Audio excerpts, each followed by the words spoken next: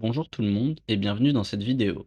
Cette vidéo est la dernière vidéo de la série sur le 35e régiment d'artillerie parachutiste. Dans la vidéo précédente que je vous invite à regarder, j'ai abordé l'histoire et les traditions du 35e régiment d'artillerie parachutiste. Nous allons donc à présent aborder la composition actuelle du régiment, son utilisation moderne, ses capacités ainsi que le matériel utilisé par celui-ci. N'oubliez pas d'aimer et commenter la vidéo si mon travail vous plaît. Si vous avez des remarques, critiques constructives ou questions, n'hésitez pas à les indiquer en commentaire. Je réponds aux questions quand j'ai le temps et quand les commentaires sont un minimum respectueux. Le changement d'identité de la chaîne, le nom, le logo et la charte graphique sont encore prévus et sont en cours. Je règle également d'autres détails afin de donner à ce projet l'identité et la forme que je lui souhaite. Voilà, c'était le petit point sur la chaîne. Plongeons-nous dès à présent dans cette vidéo. 2. Composition et base. Le 35e RAP est aujourd'hui composé d'à peu près 850 hommes et femmes, basé à Tarbes au Quartier-Sous. Aujourd'hui, le régiment s'articule de la manière suivante. Une batterie de commandement et de logistique, une batterie d'acquisition et de surveillance, 3 batteries d'appui sol, une batterie de défense antiaérienne sol-air, une batterie de réserve, anciennement UCT, unité de combat terrestre, et pour finir, d'un groupe de commandos parachutistes, GCP-35, spécialiste de l'action dans la profondeur. 3. Utilisation moderne. Comme expliqué dans la vidéo précédente, l'histoire du 35e RAP, le régiment a évolué d'artillerie au parachutisme, au gré des évolutions technologiques et stratégiques des époques, pour devenir le régiment tel que nous le connaissons aujourd'hui. Maintenant, explorons plus en détail les missions auxquelles le régiment peut ou participe. De nos jours, le 35e RAP est un régiment spécialiste de l'artillerie et des appuis d'urgence, avec la possibilité de mise en place par la troisième dimension, aérolargage, posée d'assaut, aérotransport, héliportage de ses parachutistes et de son matériel. Il est aussi expert de la coordination des appuis-feu de toute nature au profit de la 11e brigade parachutiste. Il est aujourd'hui l'unique régiment d'artillerie à armer une alerte permanente à 12 et 48 heures dans le cadre de l'échelon national d'urgence. Opérations nationales et internationales auxquelles participent des détachements opérationnels du régiment, plus ou moins importants selon les périodes et les événements. 1. Au sein de l'ONU. 2. Au sein de l'UE, les EUTM, Mission militaire de formation de l'Union européenne. 3. Forces de souveraineté, Guadeloupe, Martinique, Guyane française, Polynésie française, Mayotte, La Réunion, Nouvelle-Calédonie. Forces en présence, Émirats arabes unis, Djibouti, Gabon, République de Côte d'Ivoire.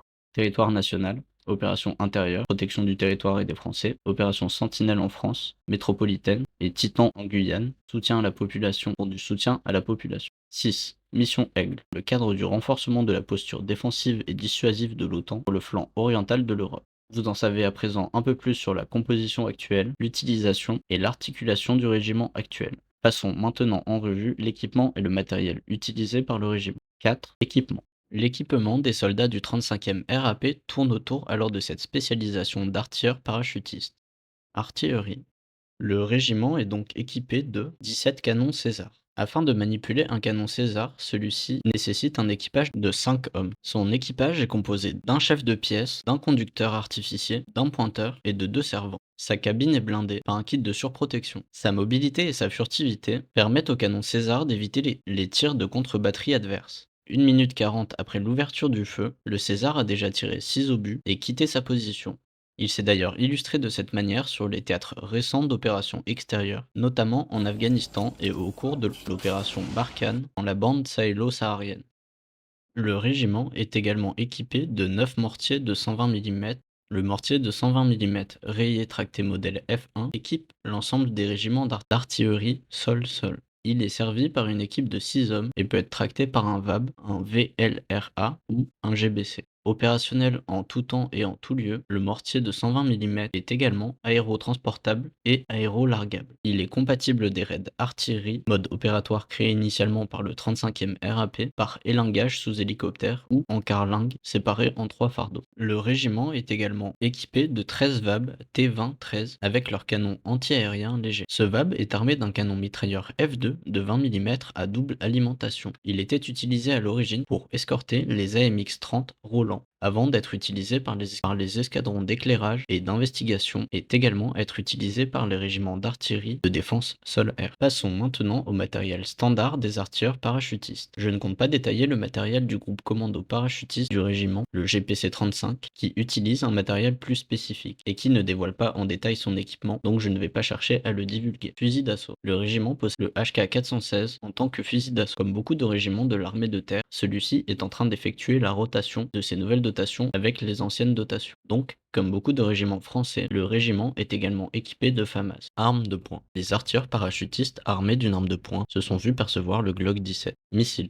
Le régiment s'entraîne et manipule également le missile anti-aérien léger Mistral. Ce missile transposable anti-aérien léger Mistral est un missile sol-air très courte portée, SATCP, de conception tir et oubli, infrarouge passif. Il est utilisé dans une grande variété de systèmes d'armes ayant pour objet la défense anti-aérienne à basse et très basse altitude. Matériel spécifique. Le régiment possède également du matériel plus spécifique afin de répondre à certains types de missions et également compléter sa spécialisation d'artilleur. Le régiment possède le DRAC. Le DRAC est un drone de reconnaissance. Il s'agit d'un drone bimoteur à propulsion électrique. Il est lancé à la main ou catapulté sur une petite rampe et permet des reconnaissances à courte distance pour les unités de contact. Il peut voler pendant 75 minutes. Il est équipé au choix d'une caméra vidéo dans le spectre visible ou une caméra vidéo infrarouge, apte à la vision nocturne. En plus de cela, le régiment est équipé de 2 systèmes d'armes afin de compléter les calculs de tir. La station radar Murin. Le radar Murin est un système livré à l'armée française récemment. Il fonctionne grâce à 2 modes, RASIT, radar d'acquisition et de surveillance des intervalles, RATAC, radar de tir de l'artillerie de campagne. Afin de compléter ces données récoltées par le régiment et par les systèmes d'armes, le régiment est équipé de la station météo Séphira. Station d'élaboration de profils atmosphériques et radiosondage pour l'artillerie, produit et transmet des messages météorologiques avec pour objectif principal d'améliorer la précision des tirs d'artillerie sol-sol. 5. Matériel et véhicules. Maintenant que nous avons analysé l'équipement, analysons ensemble les véhicules employés par le 35e RAP.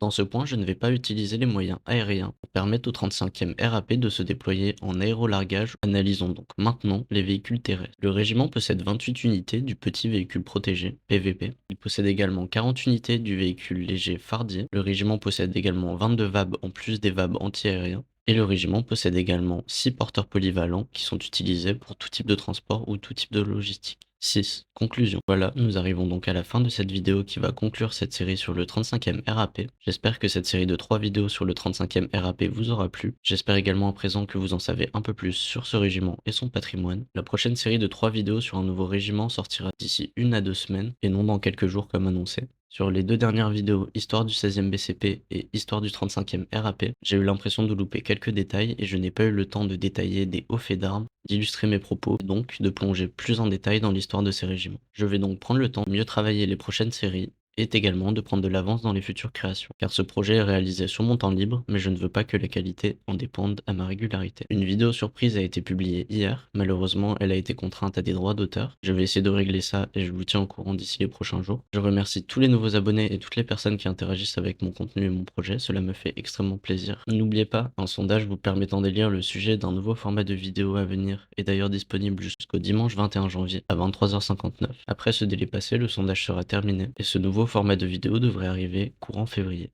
Merci d'avoir suivi cette vidéo, on se retrouve très vite, je vous souhaite une bonne fin de dimanche, salut!